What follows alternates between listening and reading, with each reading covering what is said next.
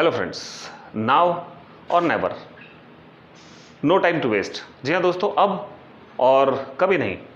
जो भी समय है वो कभी भी वेस्ट करने के लिए ना था और ना कभी है। कहते हैं दोस्तों, there is never a wrong time to do right thing and there is never a right time to do wrong thing. यानी कि कभी भी किसी गलत चीज़ को करने के लिए सही समय नहीं होता है और कभी भी किसी सही चीज़ को करने के लिए कोई समय गलत नहीं होता है। लेकिन लोग अक्सर सही और गलत के चक्कर में किसी काम को शुरू ही नहीं कर पाते। हमेशा सोचते हैं कि मैं इस बुधवार से करूँगा या इस मंगलवार से करूँगा या इस रविवार से करूँगा या नेक्स्ट मंथ से करूँगा, और वो काम को टालते जाते हैं। जी हाँ दोस्तों, जो मोमेंट आज हमें ज़िंदगी में मिला है उसमें हम क्या कर सकते हैं ये इंपॉर्टेंट है। लेकिन ज़रूरी नहीं कि आपका हर काम आपके करियर से या आपके काम से संबंधित हो। कुछ काम आपकी हॉबीज़ के भी हो सकते हैं दोस्तों। जी हाँ दोस्तों, यहाँ मैं ध्यान देना चाहूँगा आपके हॉबीज़ की तरफ, जो आपको खुशी देती है, एक्चुअल में खुशी देती है। तो ये काम क्या हो सकते हैं? वो काम आप अपनी मर्जी से अपने शौक़ के लिए करें। दोस्तों, यहाँ एक स्तंभ है प्रायोरिटीज़ का। प्रायोरिटीज़ का स्तंभ का मतलब है कि ज़िंदगी में कुछ लाइफ की प्रायोरिटीज़ होती हैं जिसमें सबसे पहले गॉड को जगह दी गई है। यानी कि उस ईश्वर को सर्वोपरि माना है, सर्वशक्तिमान माना है, जिसकी स्तुति करना हर एक व्यक्ति का धर्म है।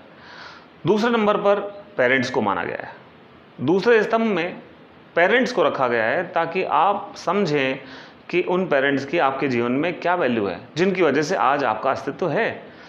और तीसरे नंबर पर रखा गया है आपका वर्तमान का काम, जिस काम से आप अपना पैसा कमाते हैं। चौथे नंबर पे होती है आपकी हॉबीज़। जी हाँ दोस्तों, ये हॉबीज़ वो होती हैं जो आपको अंदर से खुशी देती हैं, जो आपको अंदर से प्रसन्न रखती हैं।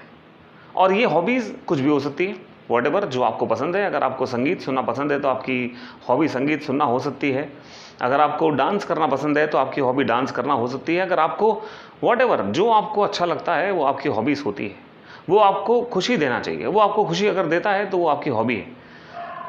चौथे नंबर पर है सेल्फ डेवलपमेंट।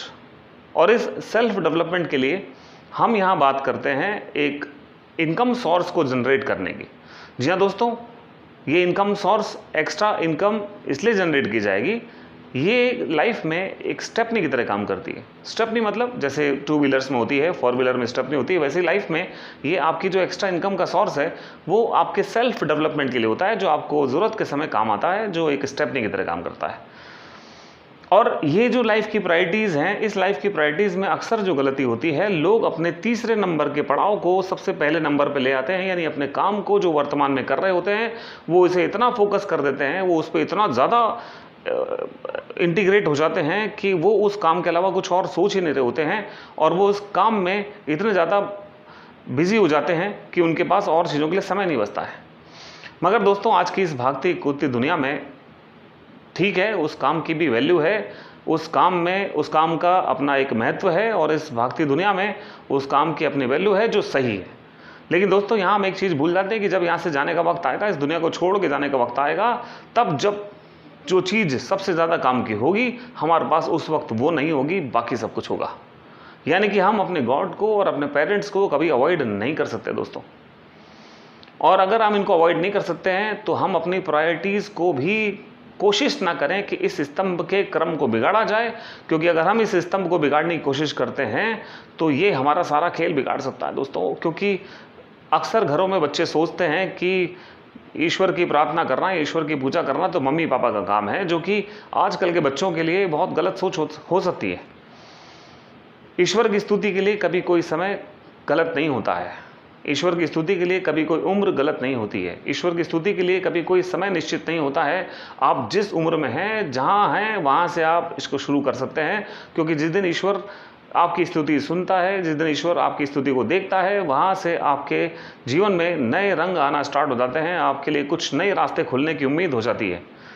दोस्तों, ये नया रास्ता क्या हो सकता है? मैं एक बहुत पुरानी बात करने जा रहा हूँ दोस्तों। आजकल आपने अपने आसपास में बहुत सारे लोगों को Guinness book of world record में नाम दर्ज कराने के लिए काम करते हुए देखा नहीं होगा। हाँ दोस्तों, मैंने भी नहीं सुना है, मैंने भी नहीं देखा है, लेकिन इसलिए कि हमारे आसपास अब लोग इस तरह का काम करने वाले बचे ही नहीं है। शायद वो लोग अपने मोबाइल ऐप्स में और अपने मोबाइल गेम्स में इतने ज़्यादा बिजी हैं कि शायद वो वहीं रिकॉर्ड्स बना रहे हैं। लाखों में करोड़ों में रिकॉर्ड बन रहे हैं, लेकिन वो चीज़ हमारे सेल्फ डेवलपमेंट से कोसों दूर है और हमारी हेल्थ को बिगाड़ने के सबसे करीब। दोस्तों इस टेक्नोलॉजी की वजह से हमारी हेल्थ पर बहुत ज़्यादा इफ़ेक्ट है, बहुत ज़्यादा इस तरह का असर है जो हमारे लिए ठीक नहीं है। और इसी चीज़ को हमें आज समझना होगा और उन चीज़ों से बाहर निकलकर हमें उन चीज़ों की तरफ ध्यान देना पड़ेगा जो चीज़ें हमारे ज़रूरी नहीं कि करियर से और काम से संबंधित हो दोस्तों, वो हमारे शौक़ की भी हो सकती हैं, वो हमारी किसी भी चीज़ के लेवल की हो सकती हैं। हम अगर अपने आप को कुछ अलग लेवल पर देखना चाहते हैं तो इन चीज़ों से अलग सोचना पड़ेगा। जी हाँ दोस्तों, Guinness book of world record में नाम दर्ज कराने के लिए ज़रूरी नहीं कि आप किसी एक खास फील्ड का काम करें। यहाँ अलग अलग क्षेत्रों में लोगों ने अलग अलग तरीके से अपने नाम दर्ज कराए हैं और बड़े अजीब व गरीब नाम भी दर्ज हैं। कुछ लोगों को मैं भी जानता हूँ जिनके नाम दर्ज हैं, और एक जयपुर के रहने वाले और एमडी रोड पर रहते हैं, उनका एक रिकॉर्ड है कि उन्होंने 30 साल तक कंटिन्यू मूवीज़ देखी हैं, एक भी दिन मिस नहीं किया, चाहे उनकी बेटी की शादी हो, चाहे उनके घर में कुछ भी था, अच्छा था बुरा था, लेकिन उन्होंने अपना एक भी दिन इस रिकॉर्ड को बनाने के लिए कभी भी वेस्ट नहीं किया और कंटिन्यू 30 साल तक उस रस्म को, उस चीज़ को निभाया।